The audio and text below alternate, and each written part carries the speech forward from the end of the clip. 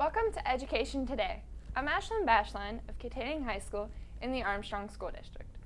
Over the last few years, we have highlighted a truly fantastic program that has been an important part of the school district's core curriculum. Through the relentless and hard work of some of ASD's finest and the help from community businesses, Armstrong School District has evolved into a physically fit group of students. Perhaps the biggest reason for this stems from a strong vision of healthy living and physical fitness as seen by ASD's own Devin Lorgan, ASD's Healthy and Wellness Coordinator. She has also been aided by the work of Healthy Armstrong, which stands for Healthy Eating Active Lifestyles, together helping youth. Healthy Armstrong hosts a series of events that help keep Armstrong County safe, healthy, and many of those are held for the public as well as different initiatives that take place in our district schools. Through the hard work of Healthy Armstrong and Mrs. Lorgan, many new exciting things have been added to the district, such as rock climbing walls and mountain bikes. With us tonight, we have Kay Owen and Devin Lorgan. Welcome to Education Today. Thank you. Would you please introduce yourselves? I'm Devin Lorgan, the Health and Wellness Coordinator for the Armstrong School District. And my name's Kay Owen, and I'm the Project Director for Healthy Armstrong. Well, thanks for coming. What is the basic mission and purpose of Healthy Armstrong, and why is it crucial organization for the time which we live?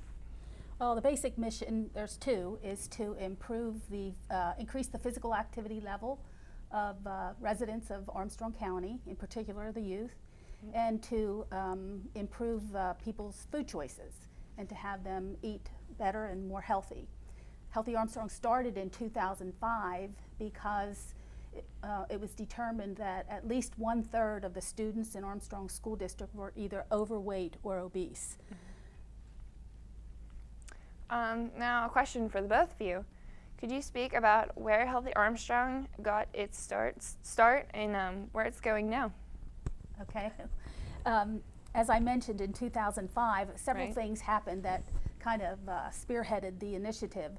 One is Pennsylvania mandated that all schools had to do body mass indexes, and any children that were overweight their parents were notified. And that was when it came to light that, like I said, about 1/3 of the students in Armstrong School District were either overweight or obese. There was a local pediatrician, Dr. Karen Bott, who also began to see a number of students coming through his pediatrics practice who had what would have typically been adult conditions. So kids were coming with conditions like high blood pressure and diabetes and sleep apnea and things that normally didn't develop until people were older. But because of the overweight problem, these problems were developing earlier. So Dr. Bott approached the local hospital and the school district and said, hey, we have a problem here, and let's do something about it. Let's be proactive. So from that, then Healthy Armstrong was formed, and since then the county of Armstrong, the county commissioners are on board with us, and another one of our major partners was UPMC Health Plan, which is the nice. second largest private insurance company in Western Pennsylvania. It's definitely nice. Yes. We've been very proactive.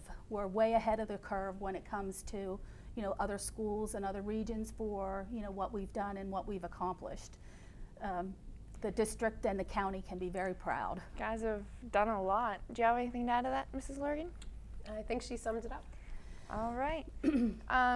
Of course, we want to highlight some of the things the schools are doing. What is going on in the school regard to wellness? Well, we can start with the elementary programs. Our elementary programs start every day with healthy and physically fit exercises on announcements. So every student starts their day getting up and getting moving for about 3 minutes at the beginning of the day, which is really nice. Right. And we have wellness walking programs in each of our elementary schools where the students walk not with their health and phys ed teacher necessarily, but also with their regular ed teachers. Since we also received the PEP grant, we also have indoor activity centers at each of our elementary schools, and in those we have Wii's, we have exercise equipment like fitness equipment such as treadmills and ellipticals and bikes. So it's a fun place where the kids can come outside of their health and phys ed class and sign in, kind of like a computer lab, so they can get a little brain break from the regular academics. But that's nice, especially in the morning, you know, they're all half awake. Exactly, And after, you know, the activity, they're probably pretty awake afterwards. It's a good way to get your brain moving and ready for the day. Do you want to mention the after-school yes, programs? and all of our schools have after-school programs for wellness also. Some of them include parents on a weekly basis, some of them include just the students. And the students either stay after school, or some of us have evening programs where they do physically fit activities as well as nutrition education. So something to get the kids a little more aware. That's nice. So all the things that she talked about there were things that were happening at the elementary level. At the secondary level, all the high schools this year have before school programs, so that when the kids arrive at school, instead of just hanging out, you know, they have options such as you know, doing walking programs. Some do basketball or volleyball in the morning. There's weightlifting at Katanning High School. So there's that's been a great way to get people, you know, to wake up and have a start. I know a lot of my friends do the weightlifting with Mr. Ed Morris, and a lot of them do basketball. I definitely see a lot of kids in the gym in the morning. Yeah. Much better than just hanging out in the lobby. It's definitely not as crowded, that's for sure. Could we talk about some of the events that are held throughout the year? Healthy Armstrong has focused on doing programs in the schools, but we also offer things to the community at large. And we have two major events. One is held in the summer, and it's called Hike and Bike, and we use the Armstrong Trail. And people gather at either Ford City or Katanning, and they can walk or ride their bike for as long or short as they want. They get healthy snacks, water, and a t-shirt. And it's a great way to get families out and using the trail. And this past year, we had a 40% increase, you know, in the number of people who participated. So we were real pleased with that.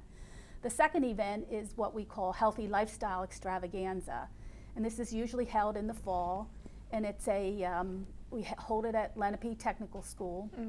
And there's a couple things that happen. We have lots of physical activities, so there's like all kinds of exercise stations, and for each exercise station that people participate in, they get a ticket to a healthier lifestyle. Oh, that's cool. And then there are door prizes, and they can take their tickets and put it in front of the door prize that they would most like to win.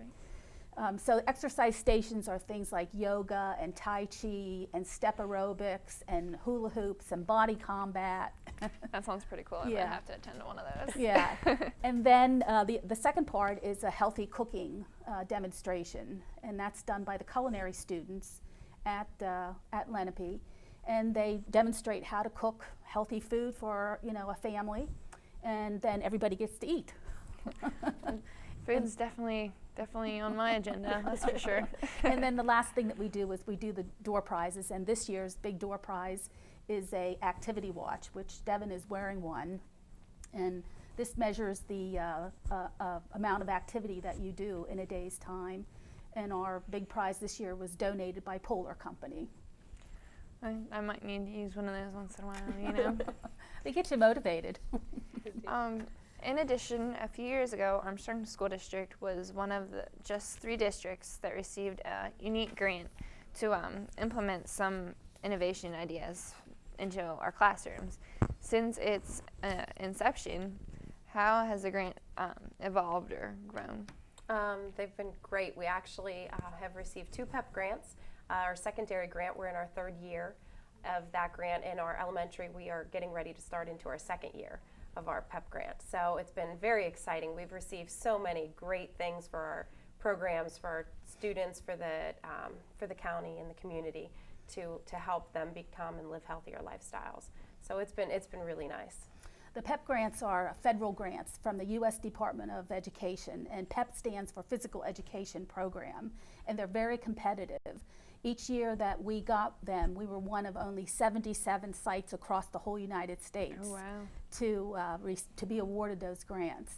And the fact that we have 2 of them going at the same time is almost unheard of. Yeah. So Healthy Armstrong and the Armstrong School District working together have done, amazing, amazing things.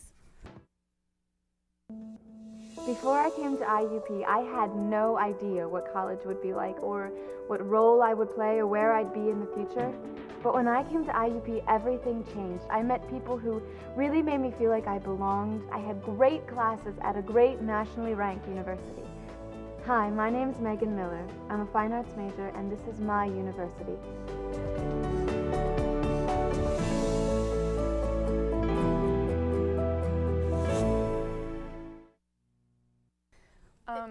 I'd like to mention some of the things that we did in the PEP grant that I'm in charge of.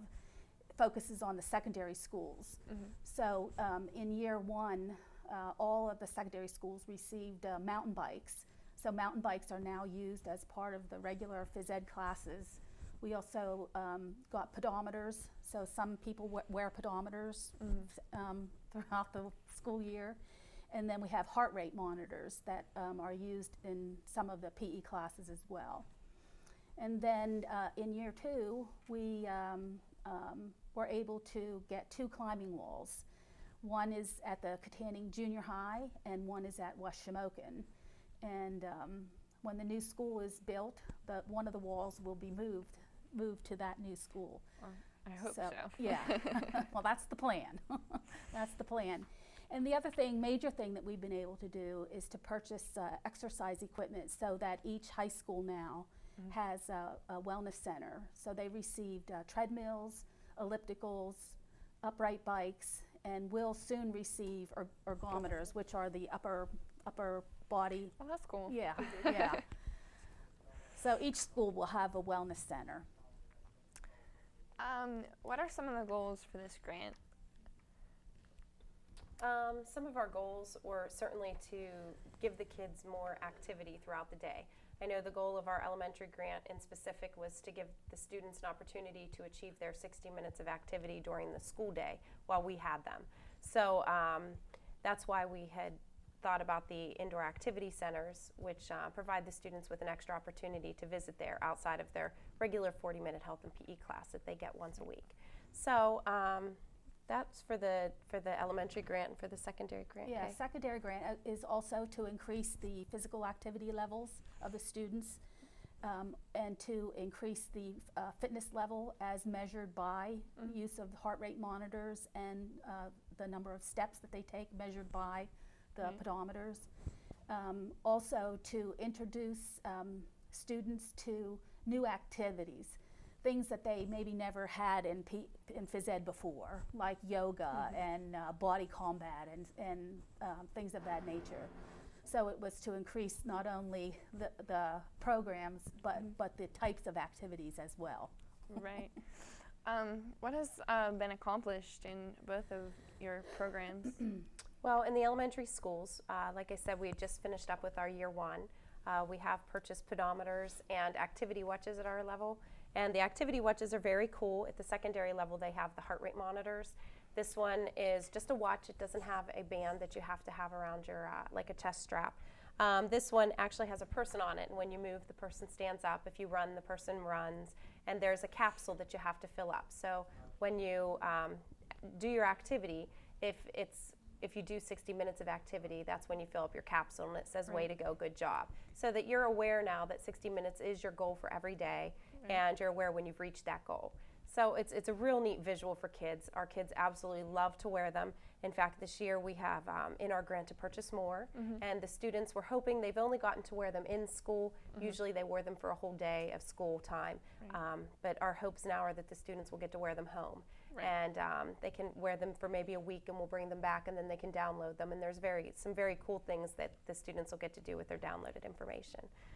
We've also received Spark physical education packs at each of the elementary schools, which are really fun, engaging activities that aren't always competitive with actual sports. So we're kind of moving away from just playing basketball and football and soccer and into using those types of activities, but within a different parameter, kind of different activities that the kids aren't used to, and making it fun for the kids to move around. Yeah, and at the secondary level, we have something comparable. It's called Project Adventure, and the teachers will be receiving training shortly on the use of that, and then those things will be introduced into the PE classes, Really? during this school year. So I get to wear a nice cool watch too. You do, you do. It'll be fun. Well, as far as other things that have been accomplished at the elementary levels, we have increased the amount of physical activity by 116% Oh, wow. from 2005 to 2011. The number of students who have achieved a level of fitness has increased at the secondary level. There have been huge and massive numbers of changes at the in the food and nutrition department. The amount of foods can be divided into 3 categories. Woe is the foods that were high in calories and not that great nutritionally. And in 2005, that was the highest selling category of food. Right. And in the last 2 years, that is the lowest category of food being sold. So lots of changes. There's no junk food vending machines in the student areas in any of Armstrong School District anymore. So those are just a few of the things that we've accomplished. And now, what's still in progress for your programs? Oh, it's never ending, really. There's always something new planned. And this year, I know at the elementary level, we're going to be, as I said, receiving more activity watches. We're going to be still attempting to increase those minutes for the kids. I know we've had a great increase and a lot of success already, but we're always trying to sneak in some more time that we can get the kids active and moving. We have a new monthly walk program. So all of our elementary schools in September are having their back to school stomp. And each of the students will receive a necklace chain with a charm. And every month we'll have one of these at the elementary level. So it's kind of really, it's fun. It's something the kids absolutely love them. Definitely. They love to earn a charm. They're always up for something new. So that's something that we're going to achieve for. We're also going to be getting some more equipment for our indoor activity centers. So we'll be getting more, could be treadmills, bikes. We haven't really discussed exactly which kind we're going to be purchasing. And we're going to get another Wii.